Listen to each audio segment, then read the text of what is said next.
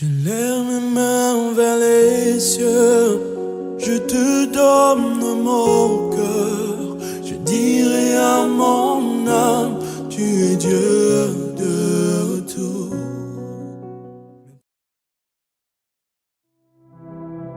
Shalom, shalom mes frères et sœurs, bonjour. Ce matin, vous êtes les bienvenus à Matin Nouveau. Bon confort d'écoute à vous. C'est notre 4e matinée sur notre thématique « Je n'ai rien reçu depuis que je sers le Seigneur Jésus ». Et ce matin, nous avons un nouveau sous-thème que nous allons intituler « La bénédiction est d'abord amique ».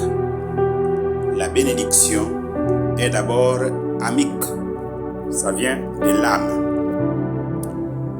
Dans Jean chapitre 4 verset 24, il est écrit « Dieu est esprit et il faut que ceux qui l'adorent en esprit et en vérité. » Mais aujourd'hui, malheureusement, nous nous préoccupons plus de notre chair au détriment de notre âme. Nous mettons plus l'accent sur ce qui est visible, sur ce qui est palpable. Même quand les gens font la prière, ils veulent d'abord essuyer l'endroit où ils doivent fléchir le genou. Quand les gens doivent rentrer dans une congrégation, ils veulent s'assurer si c'est propre, si ce n'est pas loin.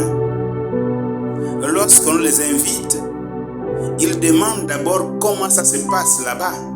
Mais Dieu dit, Dieu est esprit. Il faut que ceux qui l'adorent en esprit et en vérité.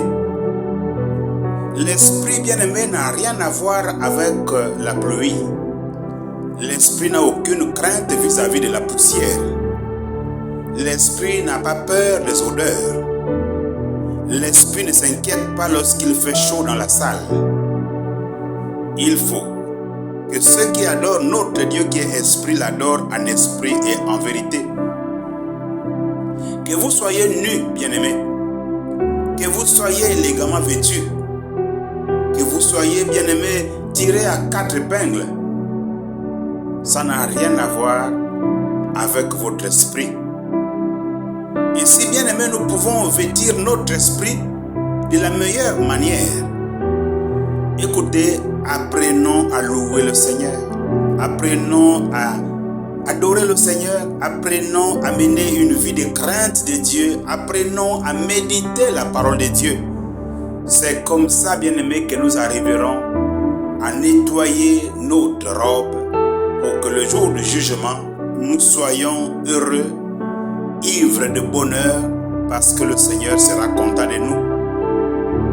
Dans Proverbe chapitre 4, verset 23, il est écrit « Garde ton cœur plus que toute autre chose. » Garde ton cœur plus que toute autre chose. Notre corps, bien-aimé, renferme beaucoup de choses.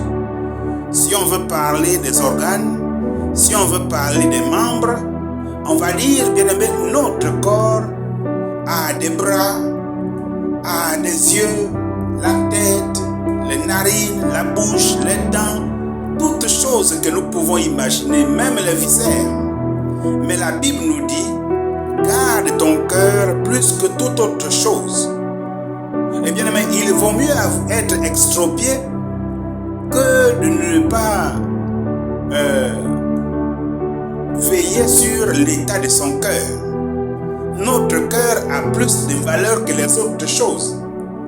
Et je vois une catégorie de personnes prendre beaucoup de temps devant les miroirs. Une catégorie de personnes dépenser des sommes énormes pour s'acheter des parfums assez coûteux.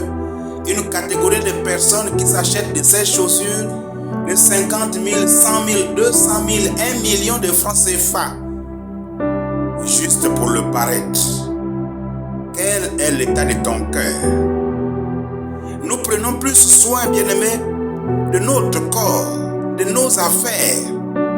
Nous prenons plus soin, mes frères et sœurs, de notre vie apparente, de notre bien-être. En fait, nous voulons avoir une belle maison, nous voulons avoir une grande église, nous voulons avoir une belle femme ou alors un beau mari. Mais qu'en est-il de notre cœur? Nous voulons, bien aimés, être connus, avoir beaucoup de relations, avoir, bien aimé, beaucoup d'acquaintances avec l'administration, de sorte que quand nous sommes en train de passer, que la police ne nous arrête pas. Lorsque nous sommes à la frontière, bien aimé, le visa, on doit l'avoir facilement, le laisser-passer, on doit l'avoir facilement. Et bien aimé, à quoi sert-il à un homme de gagner le monde entier, d'avoir toutes les richesses du monde, d'avoir les bonnes choses, d'être connu, avoir les relations, avoir autant de facilité, si jamais il perdait son âme pour l'éternité? Il y a une forte négligence, bien aimé, dans notre vie. Au lieu d'apprendre à prendre soin de son cœur, nous prenons plus soin de notre corps. Or, la Bible nous dit le contraire. La Bible dit que nous devions plus garder notre cœur plus que toute autre chose. Qu'importe, bien aimé, que nous ayons des facilités ou pas avec l'administration, au point d'être corrompus demain, parce que plus vous avez de facilités de l'administration, vous avez d'acquaintance avec l'administration, vous avez des honneurs, on vous acclame, bien aimé, à un moment donné, vous allez leur être redevable. Et lorsqu'ils vont commencer à vous réclamer un certain nombre de choses, vous ne pourrez pas vous en sortir. Notre préoccupation majeure aujourd'hui, c'est bien notre bien-être social. Le bien-être social n'a aucune valeur, bien aimé, véritable devant notre cœur. Que dis-tu de ton âme aujourd'hui, mon frère? Est-ce qu'à un moment donné, tu as déjà pensé prendre soin de ton âme, de ton cœur? Parce que notre cœur est la partie la plus importante, la partie la plus essentielle de notre corps. Et c'est étonnant aujourd'hui, bien-aimé, de voir que même les leaders, même les pasteurs arrivent à négliger la santé de leur cœur parce qu'ils veulent avoir un corps éclatant. Je ne dis pas ici qu'il faut être sale. Je ne dis pas ici qu'il ne faut pas aller dans un salon de coiffure, régler son cuir chevelu. Non, c'est important, il faut être propre. Mais la Bible dit que lorsque ces femmes veulent paraître jolies, bonnes, élégantes, qu'elles veuillent aussi avoir un intérieur propre. Notre intérieur auquel Paul fait allusion ici, c'est notre cœur, c'est notre âme. Et bien aimé, vous voulez vivre le bonheur matériel en Christ? Veillez d'abord à la santé de votre cœur. Veillez à la santé de votre âme. Vous voulez avoir un corps éclatant? Veillez d'abord sur la santé de votre âme, la santé de votre cœur. Vous voulez être en bonne santé tous les jours, une santé physique?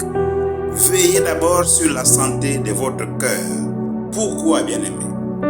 Parce que en vérité, l'état de notre corps, la santé de notre corps, ou alors tout ce qui est visible nous concernant, dépend de l'état de notre âme. Si notre âme est souffrante, bien-aimé, soyez-en rassurés, notre corps le sera également. C'est pourquoi depuis que nous prions, nous gênons. Nous ne recevons rien parce que notre âme est malade. Assurons-nous d'abord que notre âme est en bonne santé, en bonne relation avec le Seigneur Jésus. C'est là, comme nous avons vu hier, bien-aimés, recherchez premièrement le royaume des cieux et la justice de Dieu, et les autres choses nous seront données par-dessus tout. Frère, si tu ne te bats pas pour la santé de ton âme, si tu ne te bats pas pour la santé, l'état, le bon état de ton cœur, c'est évident que les autres choses ne te seront pas données. Voilà pourquoi, depuis que tu ne t'efforces pas à améliorer ta relation avec Dieu, tu pries, tu jeûnes et tu ne reçois rien. Dans 3 Jean 2, il est écrit, bien-aimé, je souhaite que tu prospères à tous égards et sois en bonne santé comme prospère l'état de ton âme. Ce texte est bien clair ici. Notre âme est en santé, alors nous mènerons une vie glorieuse. En Christ, je veux dire. Lorsque nous sommes en Christ, assurons-nous que notre âme est en santé. Et je vous assure, sans jeûner, sans prier, si notre âme est en santé, tout ce matériel que nous recherchons, Dieu nous donnera l'essentiel.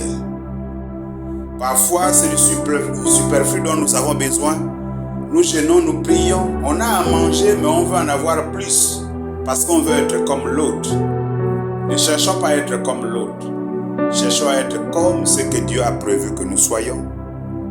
Donc, bien-aimés, ce texte de 3 Jean 2, qui est clair ici, nous amène à comprendre que l'état de notre santé, je veux dire le bon état de notre corps que nous recherchons dépend du bon état de notre cœur, de notre âme. Quand notre âme est en bonne santé, il va de soi que notre corps sera également en bonne santé. Dans Proverbes chapitre 27, verset 19, il est écrit: tout comme l'eau reflète un visage, le cœur de l'homme est le reflet de l'homme. Alléluia.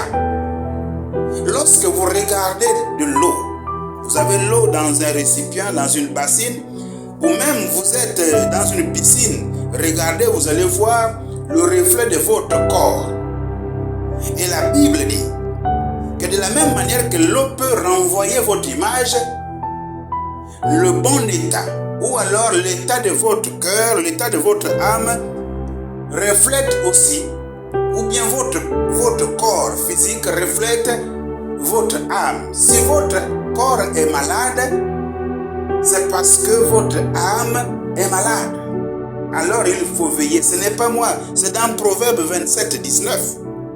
L'état du corps, la santé du corps est le reflet de notre âme. À partir de maintenant, si tu penses que tu es pauvre, alors ton âme est pauvre. Si tu penses que tu n'as rien, alors ton âme n'a rien. Si tu penses que tu es malade, alors ton âme est malade. Ça veut dire qu'il faut d'abord veiller à la santé, à l'état, à l'éclat de son âme pour prétendre, bien aimé, physiquement bénéficier de l'éclat, de la santé de l'âme. Enfin, dans Proverbes chapitre 17, verset 22, il est écrit: un cœur joyeux est un bon remède. Alléluia. Un cœur joyeux est un bon remède, mais un esprit abattu, ou alors un cœur abattu, dessèche les eaux.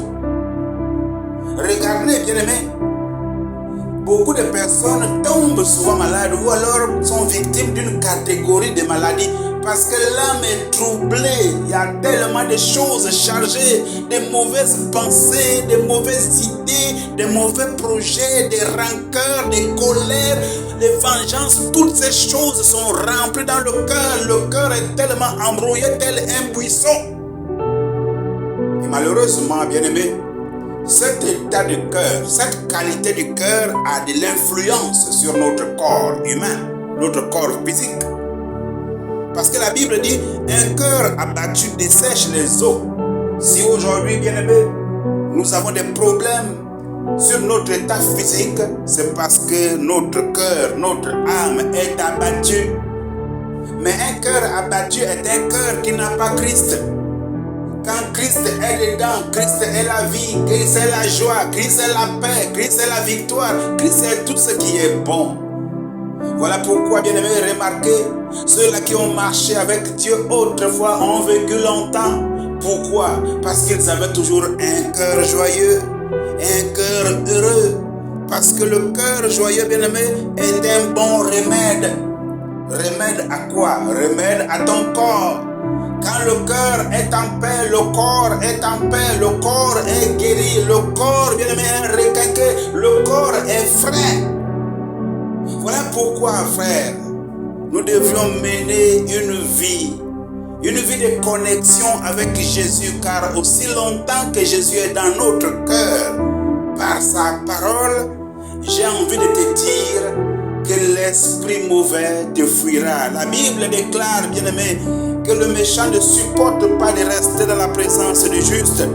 Il y a des maladies qui peuvent être provoquées par un démon, alors que ton corps, bien-aimé, est influencé par une âme qui abrite le Seigneur Jésus. Il est évident que le démon qui voulait te rendre malade ne pourra pas. Mes frères et sœurs, Veillons à ce que notre cœur soit toujours en santé. La bénédiction est d'abord amique. Il faut d'abord que notre âme soit bénie pour que notre corps soit béni, pour que notre foyer soit béni, pour que notre travail soit béni, pour que notre ministère soit béni. Alléluia. Père éternel, que ton nom soit béni. Je suis votre frère Jean-François Mangongo. Passez une bonne journée. Je lève mes mains vers les cieux, je te donne mon